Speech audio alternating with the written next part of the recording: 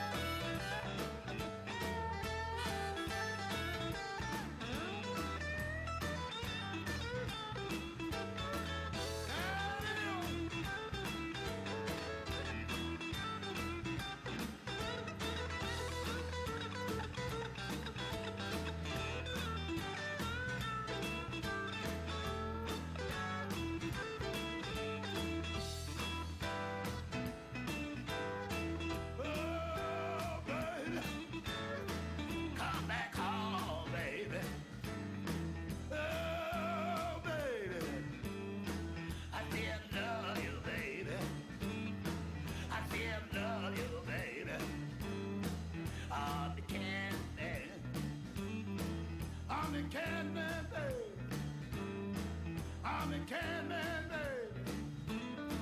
Yeah. Come back home, baby. I still love you, baby. I still love you, baby.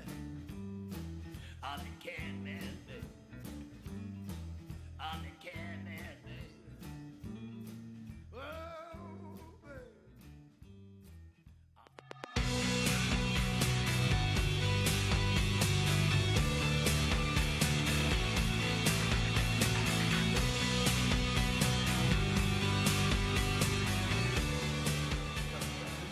Bonjour à toutes et à tous, rebonjour et bienvenue sur ce deuxième plateau d'Esprit Meuble TV.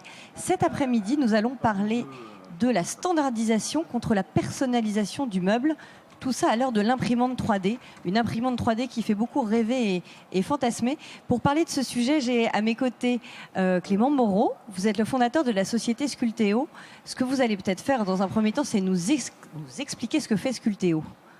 Bonjour. Alors, Sculteo est un service d'impression 3D en ligne, c'est-à-dire que nous avons des ateliers qui travaillent avec les fichiers de nos clients. Nos clients envoient les fichiers par Internet et sur le site Internet, nous faisons un devis en ligne. Automatiquement, nous récupérons les fichiers, nous les faisons travailler dans les usines et nous envoyons les objets directement à nos clients.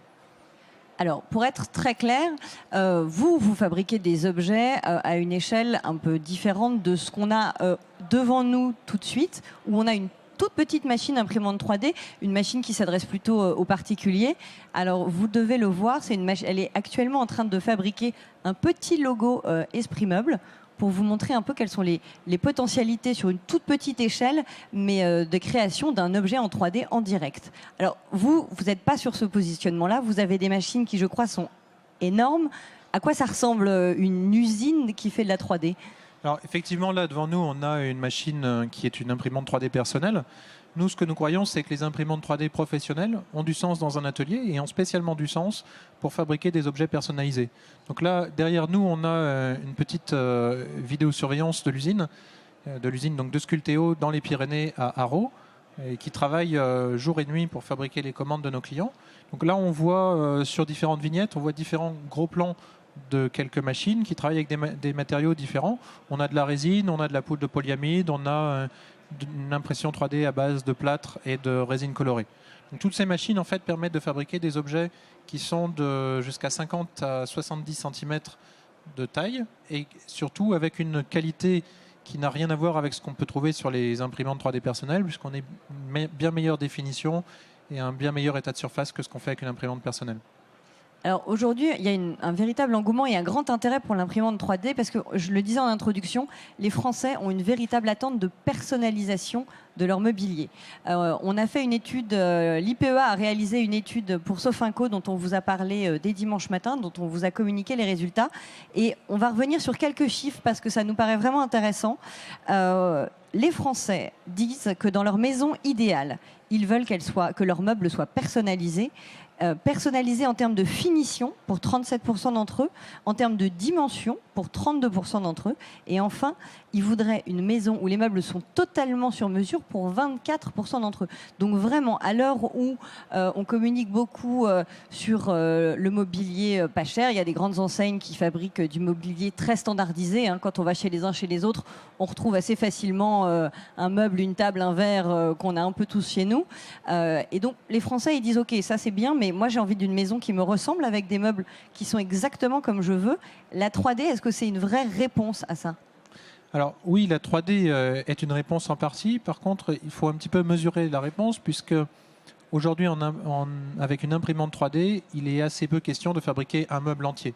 C'est-à-dire que si on voulait fabriquer ce fauteuil sur lequel on est assis, on pourrait fabriquer ce fauteuil dans une des machines, mais on sortirait des pièces qui seraient à sans doute à peu près 10 000 € pièce.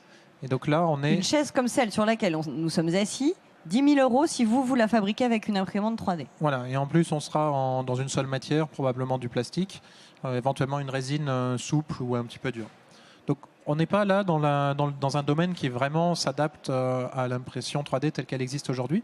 Par contre, ce qui est tout à fait imaginable et ce qui commence à exister, c'est d'accessoiriser le meuble et de fabriquer des morceaux de meubles avec une imprimante 3D. Donc ça répond effectivement, c'est un vrai début de réponse à ce désir de personnalisation des Français. C'est quelque chose que cette envie d'avoir des objets personnalisés, c'est quelque chose que vous ressentez depuis le début de la création de votre société. Sculteo, racontez-nous en quelques mots l'histoire, depuis quand elle existe et comment ça s'est passé pour arriver jusqu'à nous aujourd'hui. Alors, j'ai créé Sculteo en 2009 avec l'idée que l'impression 3D était en train de devenir une véritable technologie de fabrication, une véritable technologie qui permet de fabriquer des vrais objets. Et par vrais objets, on entend le fait que quelque chose que ce soit pas simplement un prototype ou une maquette, parce que l'imprimante 3D, classiquement, est issue du prototypage rapide, et donc c'est vraiment une technologie qui est censée être du prototypage. Mais nous, ce qu'on a vu, c'est qu'à partir de 2008-2009, on avait des procédés qui devenaient de plus en plus qualitatifs et qui permettaient de fabriquer des objets qu'on avait envie d'utiliser, qu'on avait envie de garder, qui avaient des certaines qualités esthétiques, des qualités fonctionnelles, c'est-à-dire que ça ne casse pas tout de suite, on peut s'en servir réellement, mécaniquement ça tient la route. Au-delà de ça, on a aussi le fait que l'univers 3D autour de nos clients est en train de vraiment devenir important. C'est-à-dire que tout le monde a accès maintenant par Internet à des bibliothèques de modèles 3D, tout le monde a accès à des logiciels de modélisation 3D, et donc vraiment on a eu l'impression à partir de 2009 que cette technologie d'impression 3D allait pouvoir se diffuser et devenir un moyen, un nouveau moyen pour tout le monde de fabriquer des objets, donc de créer et de fabriquer des objets. Et puis pendant les 2 premières années, on s'est attaché à vraiment donner la possibilité aux gens de créer à base d'une feuille blanche. Et on s'est rendu compte que... Donc vous vous êtes adressé, vous avez dit aux gens, ok, vous avez une idée, vous avez envie de faire un tabouret, une chaise, une coque de téléphone, venez nous voir, faites-la, imaginez-la, modélisez-la en 3D, envoyez-la nous et nous on va vous la fabriquer. C'était ça la démarche. Voilà, c'est ça, c'est tout à fait ça. C'est faites-la, réalisez-la en 3D et nous on va la fabriquer. Et on a eu un très bon retour, alors que ce soit un retour média ou un retour dans les salons comme celui-là. Les gens nous disaient vraiment ce que vous faites, c'est super.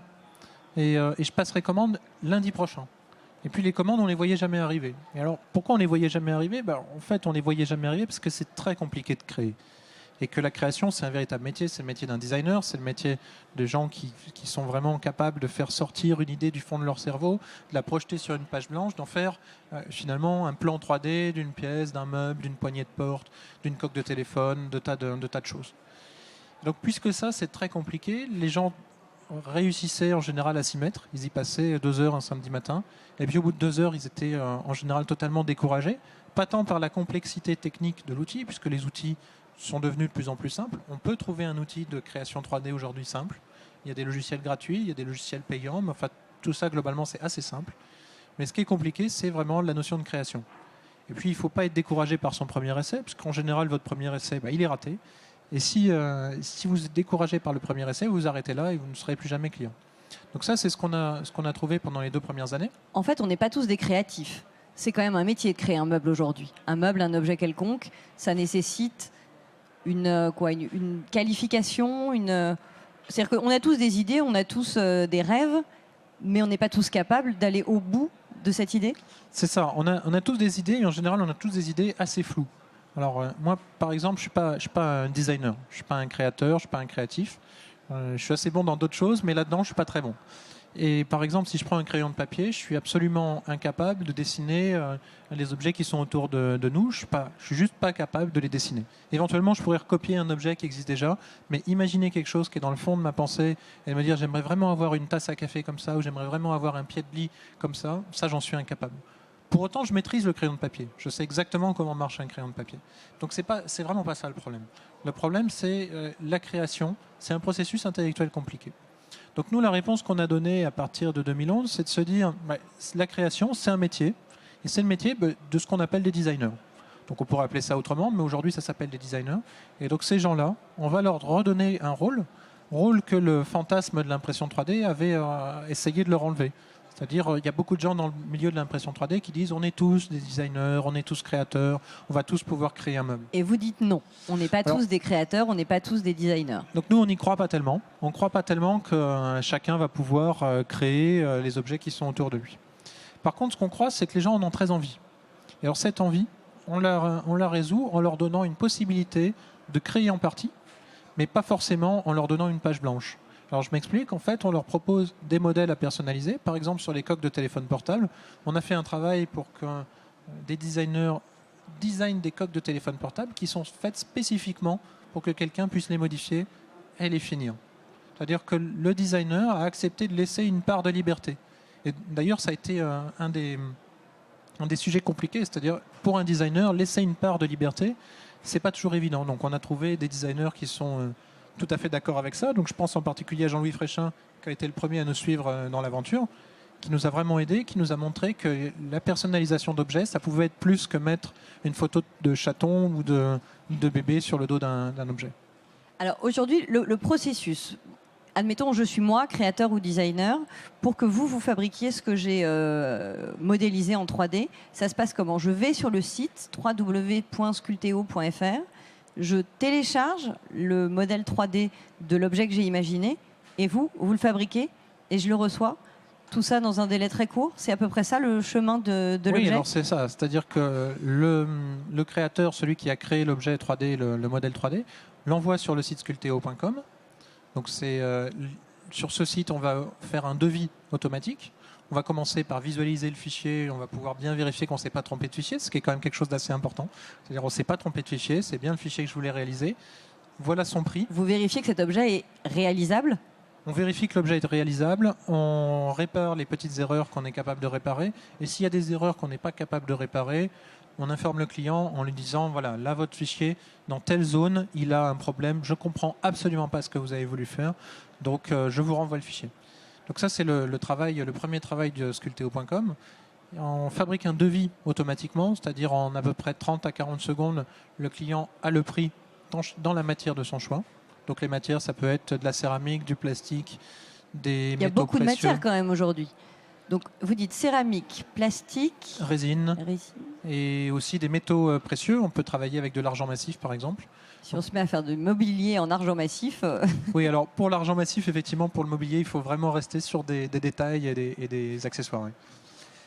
Alors justement, vous nous disiez, est-ce que le vrai intérêt, fabriquer un meuble, par exemple, demain je veux faire un tabouret, en milliers d'euros, vous me dites que ça m'emmène à combien à peu près? Donc ça va vraiment dépendre de la taille de l'objet, mais là si on parle d'un petit tabouret, on va être entre 2 000 et 5 000 euros. Pour des choses plus grosses comme ça, on est autour de 10 000 euros. Donc là on a vraiment des objets qui sont extrêmement chers, qui ne sont pas destinés à un public, à un grand public. Éventuellement on peut les vendre comme œuvres d'art, mais on n'imagine pas que le grand public va se mettre à acheter des tabourets à 10 000. Non, donc aujourd'hui, vous dites, on n'est pas tous des créateurs, et demain, l'imprimante 3D ne va pas fabriquer des tabourets, des chaises et que sais-je d'autre pour la maison à la chaîne. Non, alors cette technologie reste une technologie qui est relativement lente et qui est vraiment liée au fait de faire des objets uniques. Si vous voulez faire une série de 1000 objets identiques, c'est peut-être pas la meilleure technologie. Il y a certaines pièces pour lesquelles ça a vraiment du sens, des pièces qui ne sont pas fabricables autrement qu'avec l'imprimante 3D. Donc on pense en particulier à des géométries très compliquées, avec des nervures, avec des creux à l'intérieur et des choses comme ça. Mais pour des objets relativement standards, probablement que l'impression 3D n'est pas la meilleure technologie pour des grands objets.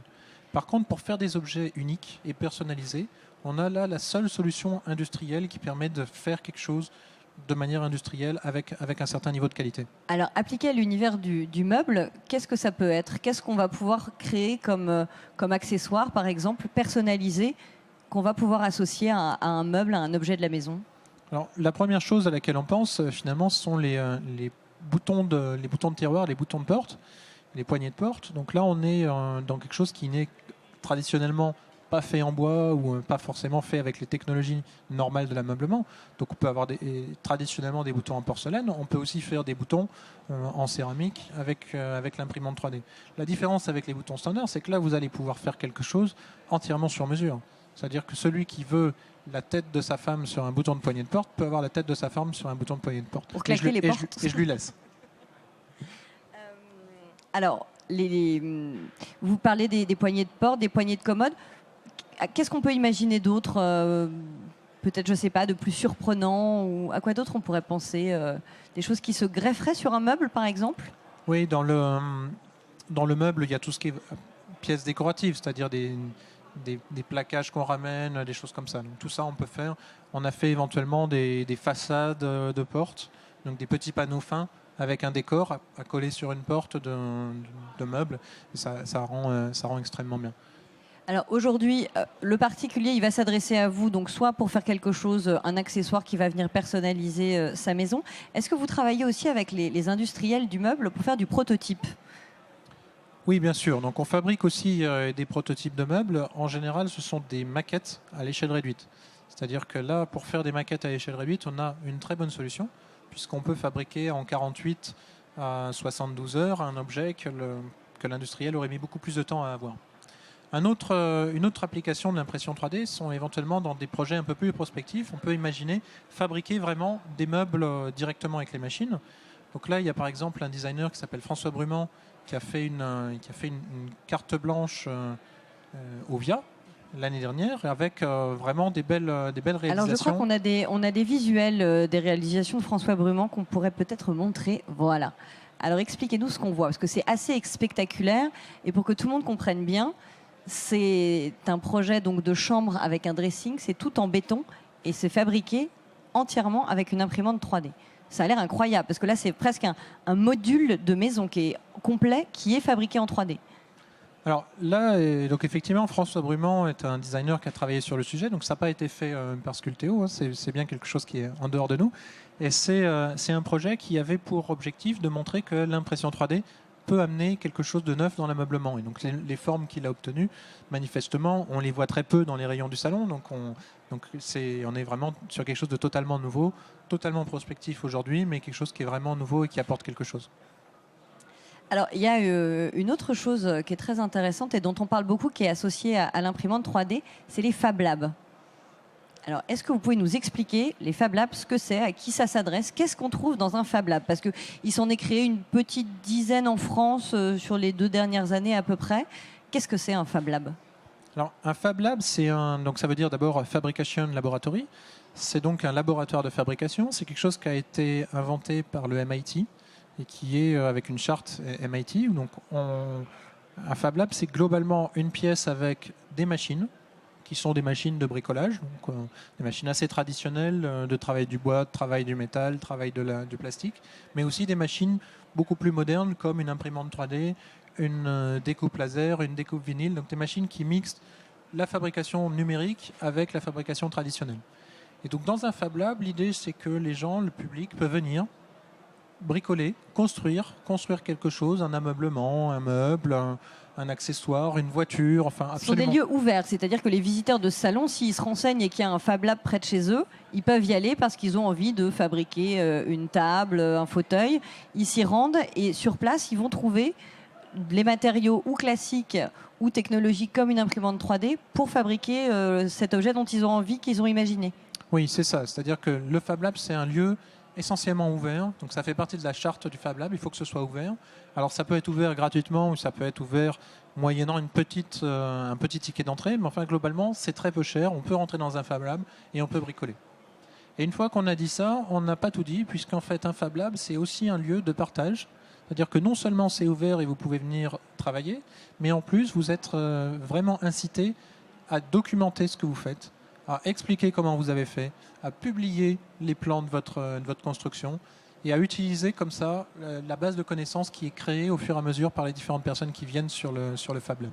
Et donc ça, en fait, ça crée une alternative à la fabrication dans des usines, à la fabrication essentiellement chinoise aujourd'hui. Donc ça crée vraiment une nouvelle manière d'avoir accès à l'ameublement. Et pour nous, c'est un rôle pédagogique aussi extraordinaire, puisque un Fab Lab, c'est aussi l'endroit où des jeunes, alors que ce soit des jeunes lycéens, collégiens, des jeunes en école d'ingénieur, des jeunes en lycée technique ou professionnel, donc tous ces jeunes-là vont pouvoir accéder à des machines. Ce sont des lieux d'expérimentation. Oui, ils sont des lieux d'expérimentation et de partage. Et un lieu avec une vocation pédagogique importante. Donc on pense que le Fab Lab a un rôle pédagogique extraordinaire et que ça doit permettre aux Français, aux jeunes Français en tout cas, de reprendre la main sur ces technologies et surtout de ne pas avoir peur de la fabrication. Parce que ce qu'on a vu, ce qui s'est passé dans les dernières années avec le mouvement de l'open source sur le logiciel, il y a la possibilité, on peut par Internet collaborer avec une dizaine de milliers des meilleurs programmeurs du monde, mais tout ça, ça reste dans le domaine du virtuel. Et le Fab Lab, c'est un petit peu l'extension physique de ça, c'est-à-dire je vais faire de l'open source, mais ce n'est pas le logiciel qui m'intéresse. Je ne veux pas forcément faire un serveur web open source. Par contre, je voudrais faire une chaise open source. Et donc, je vais au Fab Lab et je travaille. Alors, vous parlez d'open source, justement, vous soulevez une vraie question, une vraie problématique pour les gens qui fabriquent du meuble et qui l'imaginent, c'est la propriété intellectuelle.